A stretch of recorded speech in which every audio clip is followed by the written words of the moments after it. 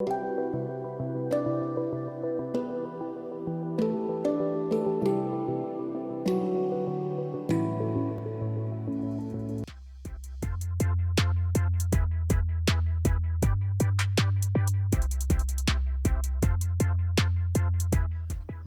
what have we got today? Boosh, it's another Astrolux this time. Flashlight review again, and this is the Astrolux EA01. If you remember my last one, well, depending on chronological uploads and what have you, the last one I looked at from Astrolux was this one, the FT02S. I really liked it. It was slightly bulky for an everyday carry, but I think they did well on a ×4 segmented smooth reflector there. I think they did pretty good. So it'll be interesting to see what they've done on this one. It's smaller, but it also has the 3 battery choices like the last one, but it's using a TIR rather than a smooth or an orange peel reflector. So obviously that's smooth, it's very reflective. And then there's your orange peel example there. This is the Convoy S11. I was going to say S12 there. I'm getting so mixed up with all the names here. Okay, so let's quickly go over some of the stats and I'll show you the box here. Although this isn't the most interesting sort of part, I want to show you the options here. So colour wise, you can get it in black, grey or blue. I just went for grey because it's like a gunmetal and I think it looks nice, but you can pick what you want obviously. And then you have the emitter option. So if you ignore all this top stuff here, so you've got an sst40 in 6500 Kelvin. That means very white, so it's white looking light. And then you've got the sst40 in 5000 K. I was going to get that because I like a nice neutral tint, and when I say neutral, what I mean is more like sunlight, because sunlight's sort of got a warm orange look to it in Kelvin value anyway. But what I did was I went for the Cree xhp50.2 in 57,000 K. The reason for that is you get more output. I may try and get another one because the sst40s do better on throw. So in other words, the amount of distance you're going to get from this light on the Cree emitter, which is what I have here, it'll give you a certain value, but you're getting around, according to their figures, not mine, according to their figures, you can get around 100 meters more throw by using a sst40, but the overall lumens drops. So you're probably thinking, okay, what is the difference? Well, this runs at 3,500 lumens on turbo anyway. It's max setting, as long as you've got a decent enough battery, but that shouldn't be hard, especially with a single emitter. But the sst40 is only coming in at around 2,300 lumens. So you've got to make that choice. Do you want more throw or do you want more lumens? Now you could argue, well, more lumens is better, more lumens is better. Well, not always, in the same way that, a Big Mac isn't necessarily better than a Wendy's burger, even though it appears larger. So you need to think through what it is you want, and also the Kelvin value is better on the sst40, but that's up to you. So let's move on here. So I'll open the box and I'll tell you a little bit more about it. So there's 3 battery choices, and I'll see if I've got any batteries knocking about. There's one. And I think I've got one there. There's an SST. Okay, so I'll show you the 3 battery choices. So I'll just take them out. So you've got 3 battery choices, and I'll explain how they work. So what I've gone for, and what I've been testing it with for more than 2 weeks, I've obviously put this back in the box here. Using a Hydrogen here. This is a 26650, and this has a max discharge of 20 amps, more than enough for this Cree emitter on turbo, so not a problem here. And just for there you go, this was a 5,000 milliamp hours. That's capacity. As you can see, rather thick, large battery, heavy as well, but you're getting a nice capacity from that. Also, you can use a 21700. This just happens to be, I think this is a Samsung. Is this a 40T? Yeah, Samsung 40T. So this runs at around 4,000 milliamp hours, and it's a Hydrogen, so good amp output on this. So I've got that one as well. I did test it with all 3, and it's absolutely fine. I'll show you how that works. Ignore the sugar wrap here. This is a Samsung 30Q, and it's an 18650. But we'll show you what you've got. So you get that just in case you want something to give the dog to play with, so get rid of that. There's a manual, but I can't be bothered reading that. Boosh, stick that in the bin.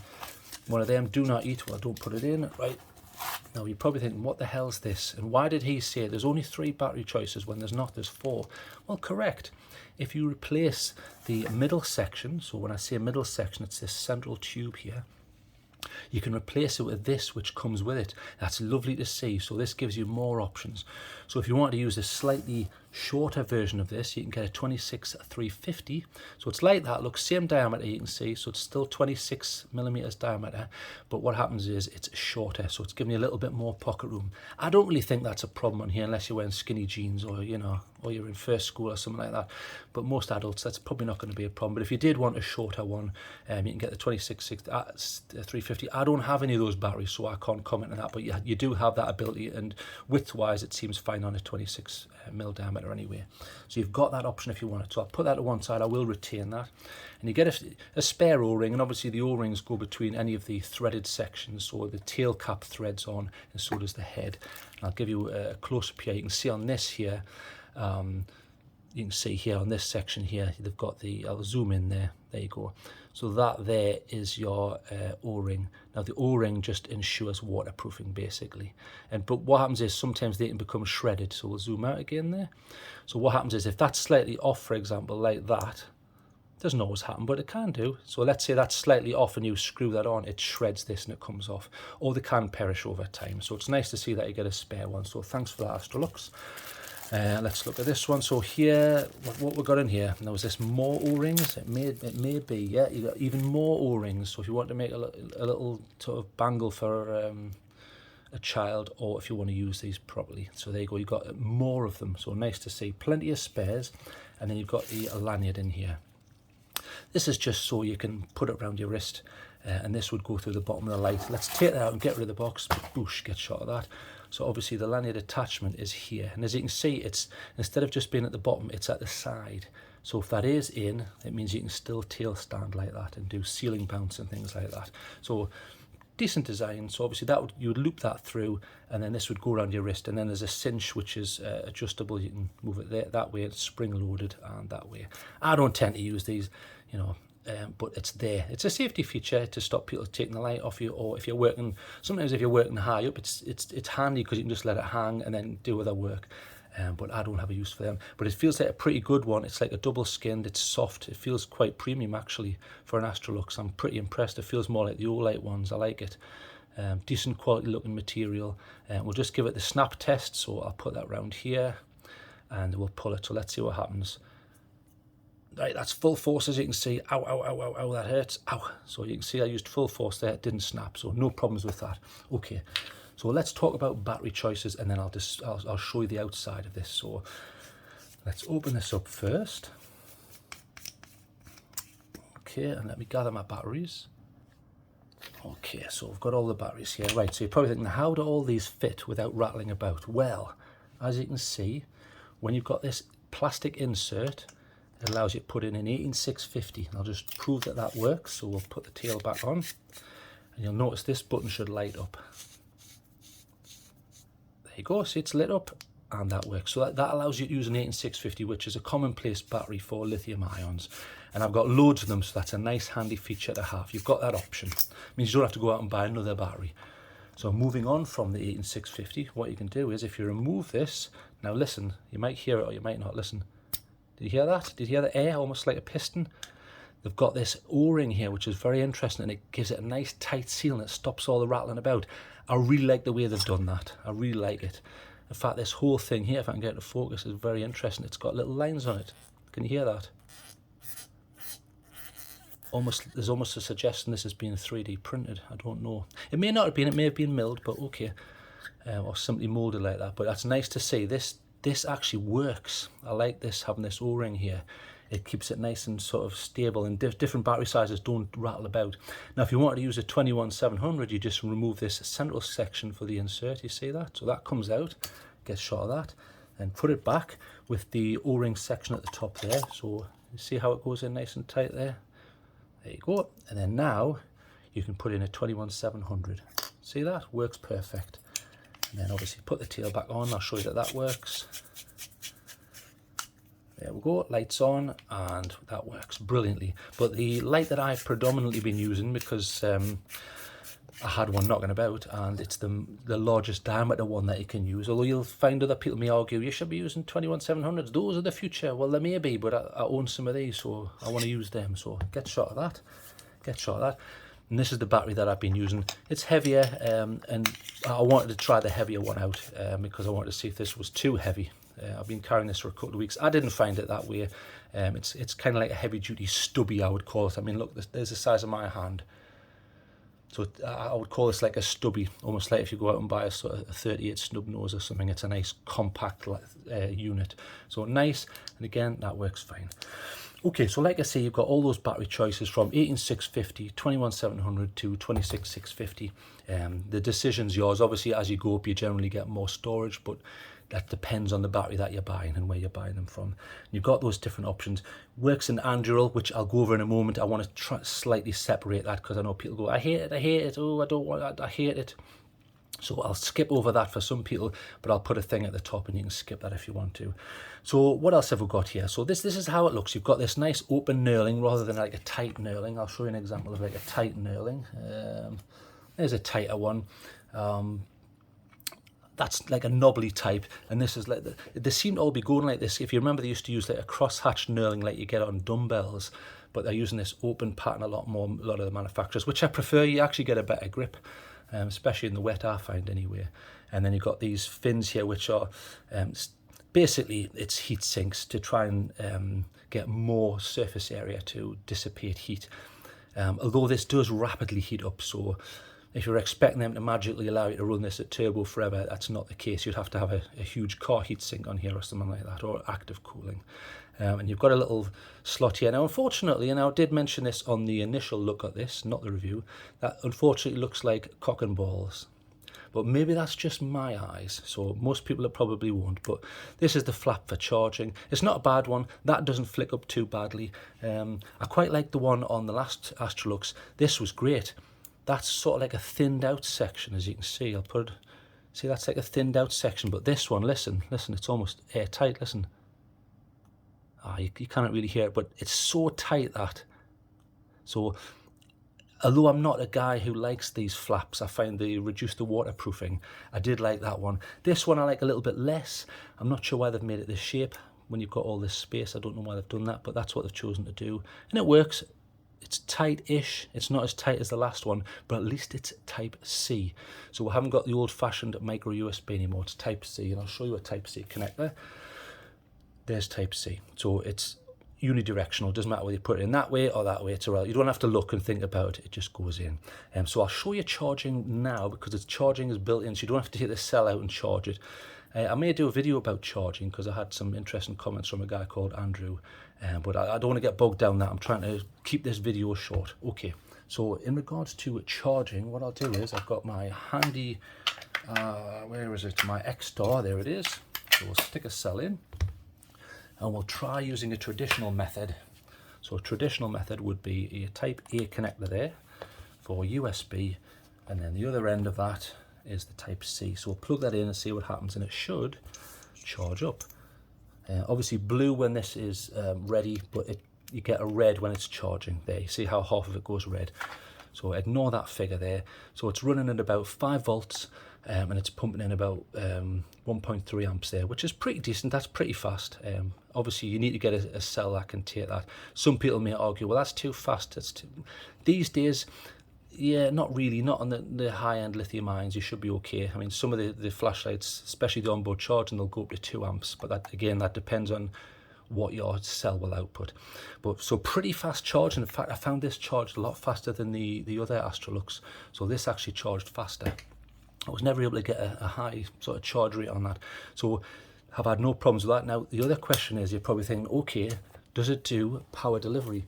Now, power delivery is when you use a Type C connector to Type C. Now, what that actually means is there needs to be a bit of negotiation going on between the power provider and the power taker. So let's see if that works. Plug that in, and surprise, surprise, it charges fine. So again, around 5 volts, 1.3 amps. So we see no problems. That's Type C to Type C. So top marks for that. Well done. Now, when that's finished, obviously the red light dissipates. So we'll put that to one side. Right, move all these out the way and we'll get back on with the light. Okay, so charging works. I really like that, and it's power delivery compatible. Really like that. It's got a FET driver in here, so make sure you don't use a really old rubbishy cell with hardly any amps draw. You should be okay with most of them though. Their coating this is IPX7. In other words, according to they're claiming that this is technically waterproof. You know, nothing's waterproof forever, but waterproof to a degree. Certainly if you take this out in the rain, you should be fine. Yes, I would agree, but obviously that needs to be secured. So does that. In other words, O-ring there secured, O-ring there secured, and there's an O-ring on this section. I may take this off in another video just to show you, but it's a bit fiddly to put back together because this glass comes off and there's a TIR behind there. I'll show you the TIR there. So you can see it's one lump of plastic, and right at the bottom is the LED, which is looking slightly frosted there. You can't see any details on it, but that's good. You get a nice little hot spot there on this. So quite a large, impressive TIR on this. And I wouldn't expect a lot of throw from this, but I'd be interested to see how much extra you get. Bearing in mind this is a TIR if you were to put the sst40 in here. So I might try and get another one of them. So like I say, you'll get another 100-meter range throw. And for those who don't know, and I won't do little pictures because I know it annoys people, but basically you've got, let's have a look. So just as an example, so here's a TIR. I'll just show you that there. TIR, and then you've got, let's have a look. I did have one. And this is more of a orange peel. So I'll turn that on. There's an orange peel. And then here is a completely smooth reflector. So what's the difference? Okay. Now, as you can see, straight away there, that's quite a diffuse light. That's a very defined light, and that's a slightly less defined light. So in other words, you go from this, which spreads the light out beautifully, you see?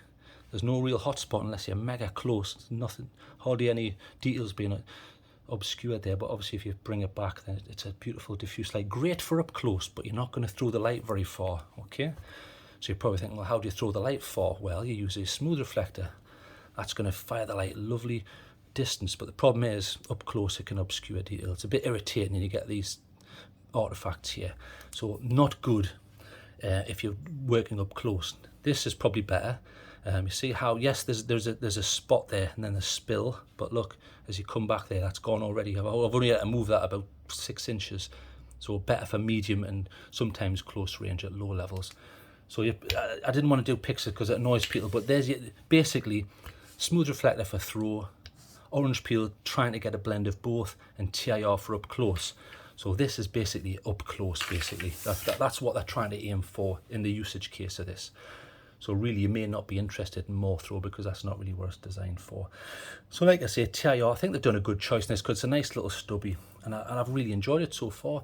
What I'll do is I'll put a little thing up here because I'm going to discuss the UI, and I know people hate it, or some people do anyway, but some people find it useful because they don't know anything about these lights.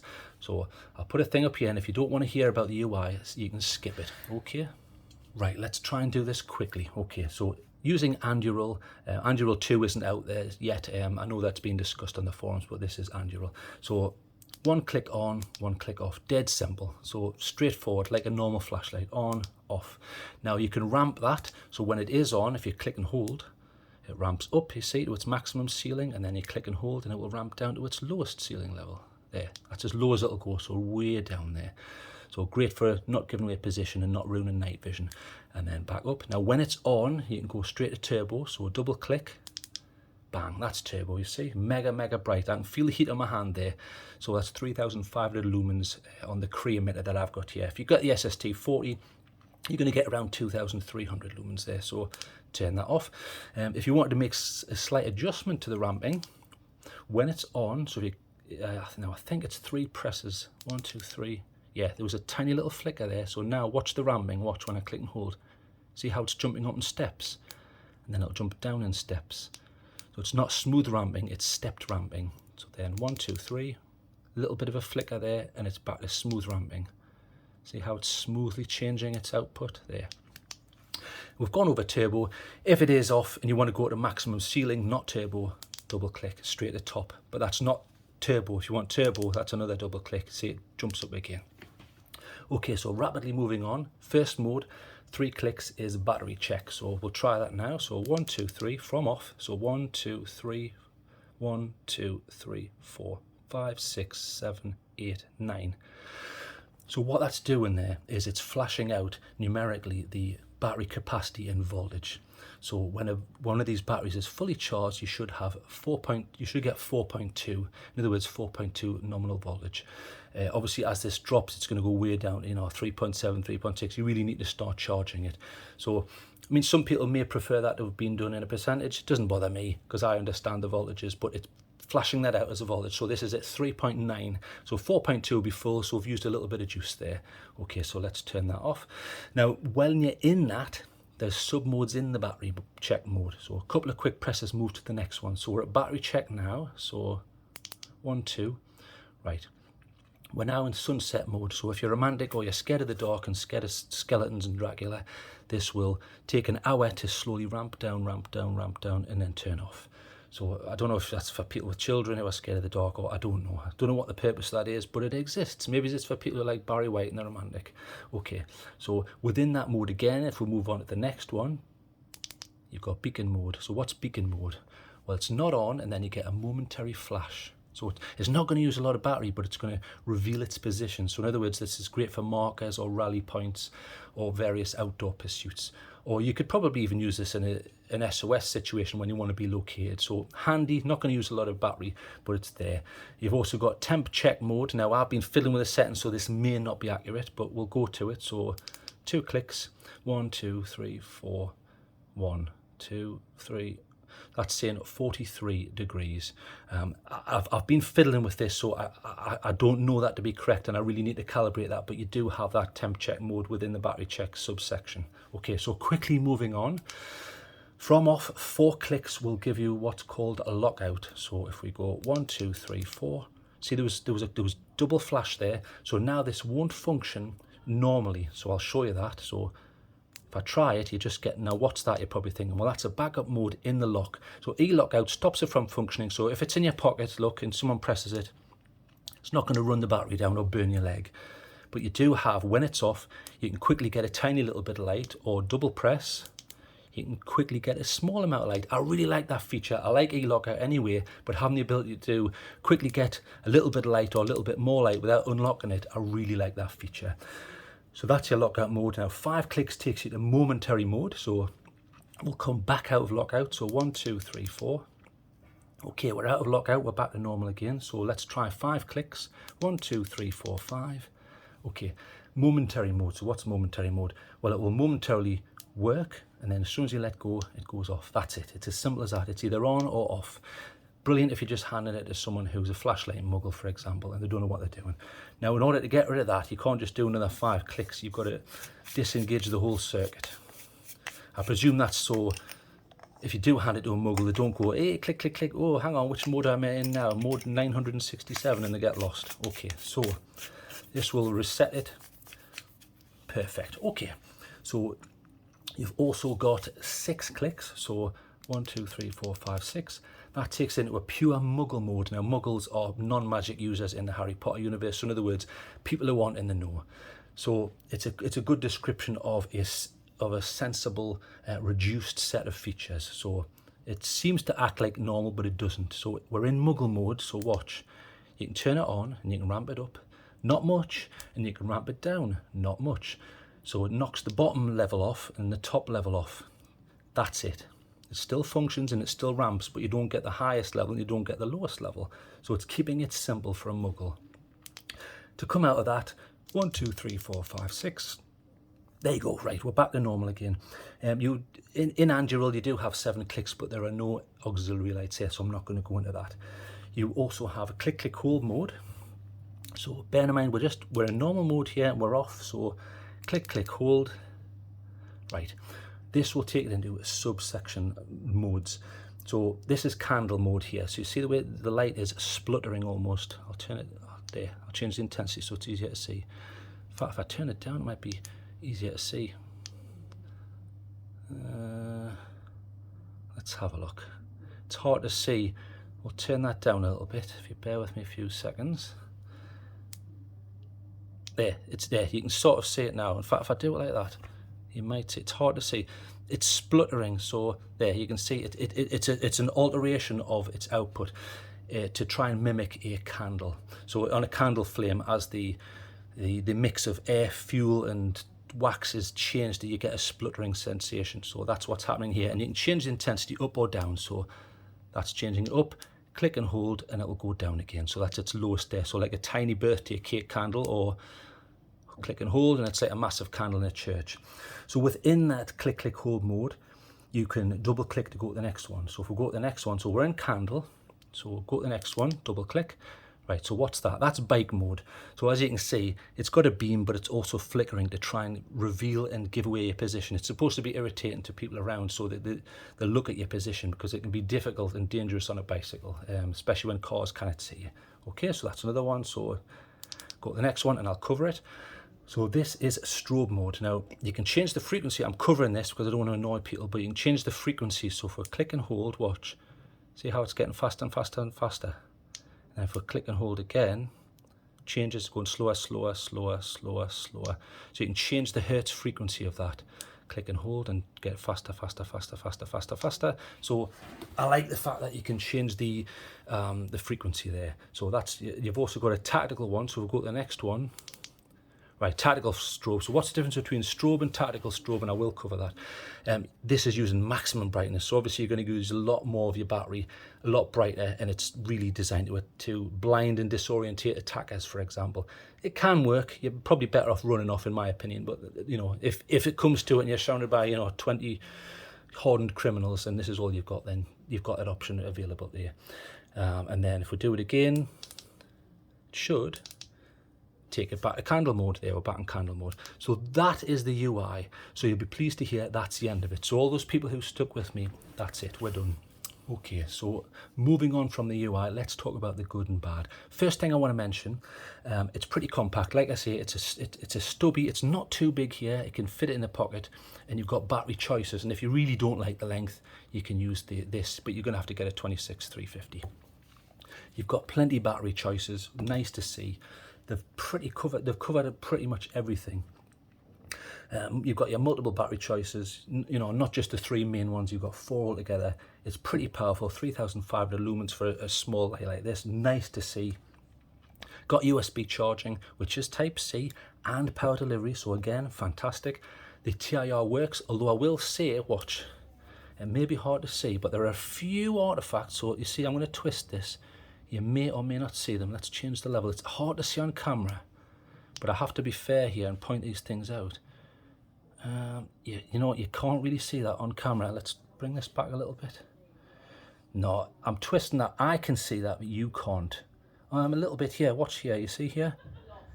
See how there's a slight change there, look. If you look in this area. It's hard to see, but there are a few tiny artifacts. It's not perfectly smooth, but this is a budget light, and I'm not going to have too much of a go at that, but I will point that out because it's important that people know before they buy. So a few tiny artifacts, but obviously as you come back, that's less of an issue. So that probably won't affect most people who look at this, and most people don't care. Okay, it also works whilst you're charging. So if you're taking this camping and you want to charge it whilst you're busy, that's absolutely fantastic. It does the job. Nice to see. That's a feature I quite like on headlamps, but you can charge this and use it on a low setting whilst it's charging up at the same time, which is absolutely fantastic. Anduril, I really like it, although some people may say that's a negative, which is fair enough because some people don't like it too complicated, but you're perfectly at liberty to change into muggle mode and then you don't have to whinge about that. One thing I will say is there's a few cons, but not many, and they're picky. Okay, so a few little beam artifacts, you could say that's a con. Maybe I'm being picky, but I will make sure I point these things out so people know. And that could just be my light. Let's have a quick look. I mean, there could be some slight imperfections in this lens. I don't know. I wasn't able to spot any obvious ones. And I did take this to bits to have a look and I didn't find anything. Okay, button recess. Let's discuss this.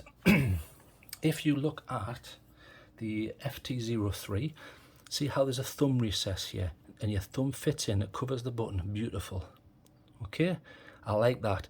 It means if you don't have E-lock out, the chances of hitting the button are less because look, that's not activating the light. You see how it's recessed enough, you can't activate the light. However, on this one, it's sitting proud, so see how you can accidentally turn that on. So let's look at those together. There's previous design, perfect. And then this one, unfortunately, it's sitting right up. All I had to do was mill this out, recess it and have the button set down. Why would you not do that? Because this is one of my favorite buttons on a light. I know that sounds a bit silly, but it just works perfectly. Maybe they ran out of room and they just didn't have the room to tunnel down on this, but they did a similar thing. There's a similar issue with the FD02. I mean, this has a recess, but it's up a bit too much. This has no recess and the button's still proud, so I probably would change that, but I could be just being picky. There's a bit of tint shift as well, which I want to discuss, so we'll show you that. So as you now, again, you're not going to see what I'm seeing with my eyes, but you're going to get a specific representation. So obviously you've got the spot and then the spill here, but there's a tint shift, so it's quite whitish here, and then it goes to like it slightly becomes greenish, and then it goes back to white again. So if tint shift is something you don't like, you may not like that. But again, 99% of the people who probably buy this don't care or understand that, and that's fine. Not everyone's a nitpicky moron like me, and that's fine, I understand that. So turn that off. Okay, so I'm going to have to give this a mark out of 10. I'm going to give it 8.5, so let me quantify that. It's compact, you've got 4 battery choices, it's powerful, it's got a brilliant TIR, it's got USB charging, which is Type-C, and power delivery. It works whilst it's charging, and Euro's brilliant, and it's power delivery compatible. That's a hell of a lot of good points, and it's not a rip-off, it's a decent price. So I like this light. Cons wise, you know, few beam artifacts when you're twisting it that I can notice, and a little bit of beam tint shift, but that's more of an artifact of the xhp50.2, I think, which is fair enough, and the button should be more recessed. But again, they're very small points, so I think it's fair and accurate for me to give this 8.5 out of 10. Certainly good. The first question you're probably going to be asking yourself is, however, before I show you some beam shots and stop waffling on, why would someone not just get this? This is the Astrolux EC01. Well, the Astrolux EC01, they're very similar. They're using the same emitter. It's the it's the 50.2 by Cree. So you probably think, well, why not just get this? Well, think about it. On this one, it's not power delivery compatible. The flap's not quite as good. It's taller, but obviously this is going to travel further because it's using, remember we discussed that, this is an orange peel reflector, you're going to get a bit more throw, whereas you're certainly not on this. But if you wanted more throw on this, you could just go for the sst40 emitter and try and get it to push out further. So charging isn't as good on this, it's not power delivery compatible. The button, you could argue, is probably better, it's not as proud looking, so it doesn't pop up as much, you see, in comparison. So the question is, do you want a one that is better for close up, or do you want a one that's going to push out a bit more? And obviously this is using a 21700 battery, but you don't have all these inserts to allow you to use different battery choices, so again you're losing that ability. So I would say this is more capable, but if you have to push out light further, you probably have to go for the EC01. But it's an obvious comparison. I did want to do a video of just the two of them and do loads of beam shots, but at this moment in time I'm not allowed to do that due to current government restrictions, due to the flu panic at the moment. So I'll try and do that later, just so you can see them side by side. But I did show them in the beam shots in this video. A couple of other choices you may want to consider if you think, well, this is too big. You know, you've got something like the Nightcore Tub. Obviously, you see the TIR is much smaller, but it's much more compact, and you're getting a screen telling you what your battery's doing and what the battery level is and what your output is. But obviously this is, you know, 3 times less the output, in fact more than 3 times less the output. But I don't want to waffle on too much, and again, if you wanted a very capable TIR which is in a similar vein, looks similar size, but again you can only use this in the 21700 form factor.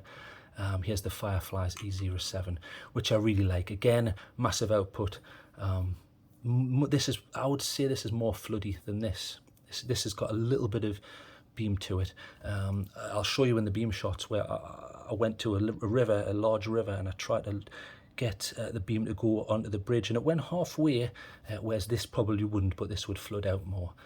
But price wise, this costs a lot more. This is the Fireflies, so again this is a brilliant budget light. Like I say, I tested it with a load of other lights. I tested it against small Armitex S43 by Astrolux, which is a quad emitter. I tested it with, you know, I literally got a big pile of them. So enough of me waffling. 8.5, I think they've done an excellent job. Well done, Astrolux. I will be carrying this more in future, and I enjoyed the time that I spent carrying it. I think it was worth the money. Okay, so moving on from me waffling, let's get rid of them, and I'm going to go outside and show you some proper beam shots. Oi, all my tech get lost. Oof.